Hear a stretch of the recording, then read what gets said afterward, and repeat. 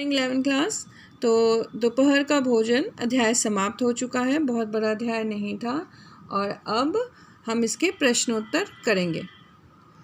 तो प्रश्नोत्तर भी बहुत अधिक इसके नहीं मिलेंगे, तो जितने प्रश्नोत्तर हैं आज मैं आपको करा देती हूँ, ठीक है। तो पहला प्रश्न है, सिद्धेश्वरी ने अपने बड़े बेटे रामचंद्र से मझले बेटे मोहन के बारे में झूठ क्यों बोला। तो जैसा कि आपने कहानी में देखा कि सिद्धेश्वरी जो मुख्य पात्र है वो अपने बड़े बेटे से मझले बेटे के बारे में झूठ बोलती है, फिर मझले बेटे से बड़े बेटे के बारे में झूठ बोलती है।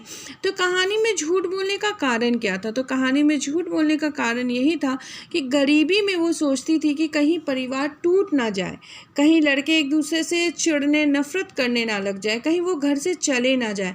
तो परिवार को एक दूसरे के साथ बांध के रखने के लिए वो झूठ बोलती है, ठीक है। तो सिद्धेश्वरी गरीबी से जूझ रहे अपने परिवार को एक रखना चाहती है, इसी कारण उसने अपने बड़े बेटे रामचंद्र से मझले बेटे मोहन के बारे में झूठ बोला था, ठीक है। अगला प्रश्न, कहानी के सबसे जीवंत पात्र के चरित्र की दृढ़ता का उदाहरण सहित वर्णन कीजिए। तो सबसे जीवंत पात्र कौन है इसमें। सबसे जीवंत पात्र है सिद्धेश्वरी, क्योंकि वो सभी को एक दूसरे से बांधे रखती है और वही है जो सबको एक दूसरे के साथ हंसाना मेल जोल कराना चाहती है। कहानी का सबसे जीवंत पात्र सिद्धेश्वरी है। वह एक निम्न मध्यवर्गीय परिवार की गृहिणी है, मतलब एक परिवार की गृहिणी है जो घर को चला रही है। मध्यवर्गीय मतलब मिडिल क्लास की, बिल्कुल निम्न लोअर मिडिल क्लास परिवार से, ठीक है, जो कि भीषण गरीबी का प्रकोप झेल रही है। तो घर में खाने तक को अनाज ढंग से नहीं है, वो इतनी गरीब है, लेकिन वह गरीबी के एहसास को मुखर नहीं होने देती। मतलब वो दिखाती नहीं है कि वो गरीब है, परंतु उसकी आंखों से आंसू टपकते जरूर हैं और उसकी आँच से अपने परिवार को बचाए रखती है और अपने परिवार को भी चाहती है कि वो बचा रहे, एक दूसरे से किसी को नफरत या चिढ़ की भावना नहीं हो। स्थिति इतनी खराब हो गई है कि परिवार वालों को आधा आधा पेट भोजन करा देने के बाद स्वयं उसके लिए मुश्किल से आधा टुकड़ा रोटी बचता है, यानी कि थोड़ा बहुत भोजन बच पाता है, या उसे निराहार भी यानी पानी पीकर भी रहना पड़ जाता है। इस प्रकार सिद्धेश्वरी असीम शारीरिक और मानसिक व्यथा को झेल रही होती है, मन से परेशान है, शरीर से कमज़ोर हो गई है, तो वो इस तरह की गरीबी से जूझ रही है। कहानी के उन प्रसंगों का उल्लेख करें जिनसे गरीबी की विवशता झांक रही हो। तो आपने पूरी कहानी में देखा है जहाँ पे भी बताया गया है कि वो गरीब हैं, तो किस प्रकार बताया गया, कौन से वाक्य से आपको समझ में आता है, उन वाक्यों को आपको यहाँ पे लिखना है। वैसे तो पूरी कहानी ही गरीबी की विवशता से उभरती प्रतीत हो रही है, मतलब वो गरीबी से मजबूर है, ये पता चलता है, लेकिन इस दृष्टि से कई प्रसंग अत्यंत महत्वपूर्ण है। कई जगहों में आपको पता चलेगा कि वो बहुत गरीब है। जैसे कि पहला पॉइंट यानी कि पहली बिंदु, सिद्धेश्वरी का अपने पति और लड़कों को भोजन कराना, जो गरीबी के कारण आधा पेट भर भोजन ही करते हैं, मतलब कोई भी 2 रोटी से अधिक नहीं लेता, क्योंकि वो जानते हैं कि घर में इतना खाना नहीं है।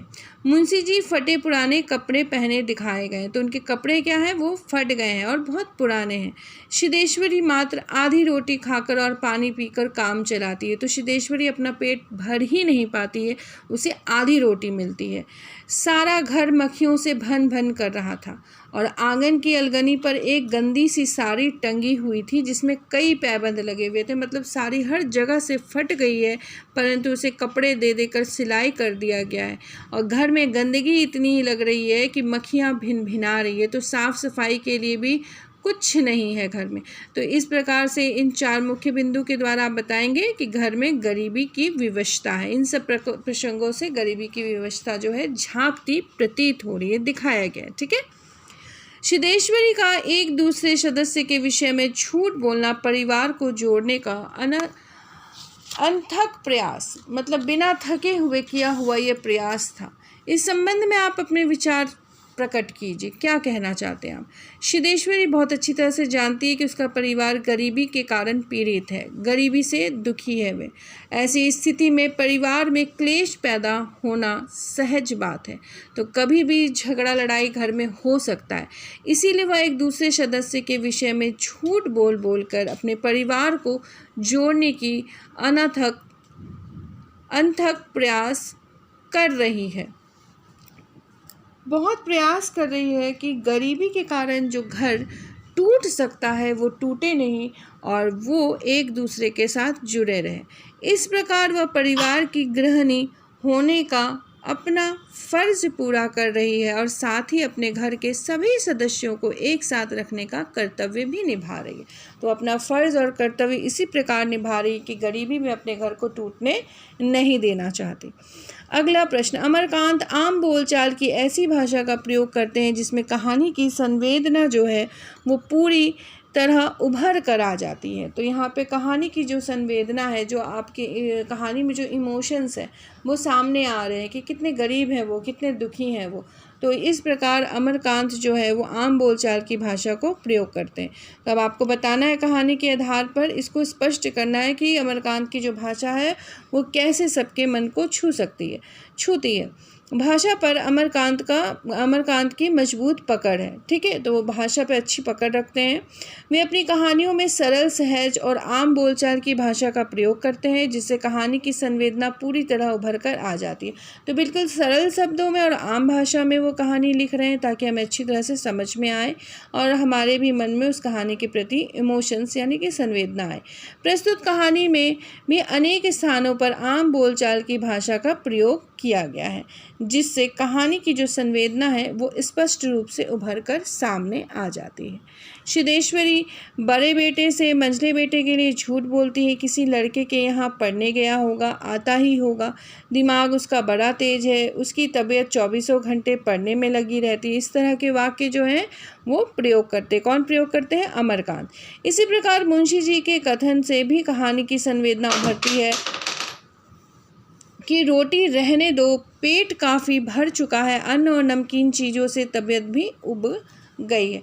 तो इस प्रकार के वाक्यों का प्रयोग किया गया है कहानी में जो ये दर्शाते हैं कि अमरकांत की पकड़ जो है भाषा में वो काफ़ी अच्छी है और संवेदना जो है वो सामने से प्रकट हो रही है और भरकर सामने आ रही है। इस प्रकार स्पष्ट है कि कहानी में आम बोलचाल की एक सी भाषा का प्रयोग किया गया है जिससे कहानी की संवेदना पूरी तरह उभर कर आती है। ठीक है, अगला प्रश्न है, रामचंद्र, मोहन और मुंशी जी खाते समय रोटी न लेने के लिए बहाने करते हैं। उनमें ऐसी कैसी विवशता है? वो मजबूर हैं, रोटी नहीं ले सकते। ऐसा क्यों है? क्योंकि वो जानते हैं वो गरीब है।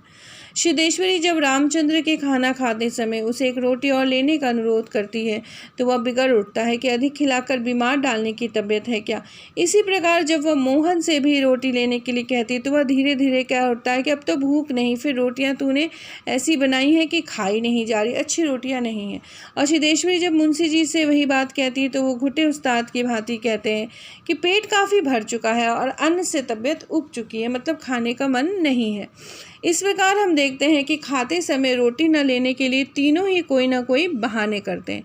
उन सब के बहानों के पीछे एक ही अर्थ निहित है, मतलब एक ही अर्थ छिपा है, वह यह है कि रसोई में गिनी चुनी रोटियां ही होंगी। फिर इस तरह पूछने का क्या लाभ? सच तो यह है कि तीनों में से किसी का भी पेट नहीं भरता है, परंतु विवश मजबूर होकर वे उन्हें रोटी और लेने से मना कर देते हैं कि नहीं, हमें और रोटी नहीं लेनी है। इस परिवार की तंगहाली का पता चलता है, हमें पता चलता है कि परिवार जो है वो तंगहाली से गुजर रही है। अगला प्रश्न है, सिद्धेश्वरी की जगह आप होते तो क्या करते? ये आपको अपने करना है। रसोई संभालना बहुत बड़ी जिम्मेदारी का काम है, ये भी आपको करना है अपने से। और आपके अनुसार सिद्धेश्वरी के झूठ 100 सत्यों से भारी है, ये मैं आपको बता देती हूँ। सिद्धेश्वरी भले ही कई झूठ बोलती है लेकिन उसका झूठ किसी को दुख पहुँचाने के लिए नहीं था और वह झूठ का सहारा अपने परिवार को एक रखने के लिए, जोड़ने के लिए करती। इसीलिए सिद्धेश्वरी का जो झूठ है वो 100 सत्यों से भारी है। झूठ वो जो किसी की भलाई के लिए हो वो झूठ नहीं होता बल्कि सत्य से बड़ा होता है। अगला प्रश्न है, आशय स्पष्ट करना। 2 आपको वाक्य दिए गए हैं, इनका आशय आपको प्रकट करना है कि आशय क्या है। वह मतवाली की तरह उठी और गगरे से लोटा भर पानी लेकर गट गट चढ़ा गई। आशय क्या है? अत्यंत गरीबी है और भुखमरी है। ऐसी स्थिति उत्पन्न हो जाने के कारण सिद्धेश्वरी ने दोपहर तक भी खाना नहीं खाया। उसे भूख तो लगती परंतु उसने कुछ नहीं खाया। जब उसे अचानक यह महसूस हुआ कि बहुत देर से उसे प्यास लगी है, तो भूख और प्यास से अत्यधिक व्याकुल अनुभव करती हुई, हिलती डुलती हुई मतवाले की तरह सामने से उठती है और गागर में से एक लोटा भरकर पानी निकालती है और सारा पानी पी जाती है, क्योंकि उसे बहुत भूख भी लगी होती है और प्यास भी लगी होती है।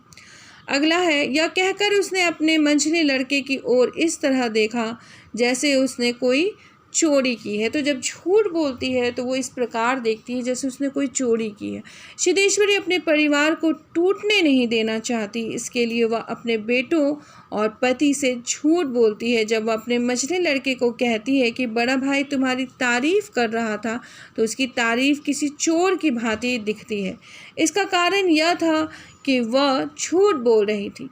वास्तव में वह कुछ नहीं था, ऐसा कुछ भी नहीं था, किसी ने तारीफ़ नहीं की थी।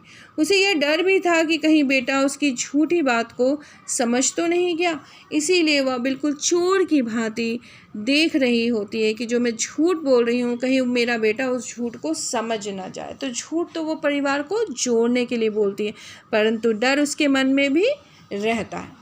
ठीक है, तो ये दोपहर का भोजन, सारे प्रश्न उत्तर मैंने आपको समझा दिए हैं। इसको आपको अपनी कॉपी में लिख लेना है और अच्छी तरह से समझ के याद भी करना है। ठीक है, धन्यवाद।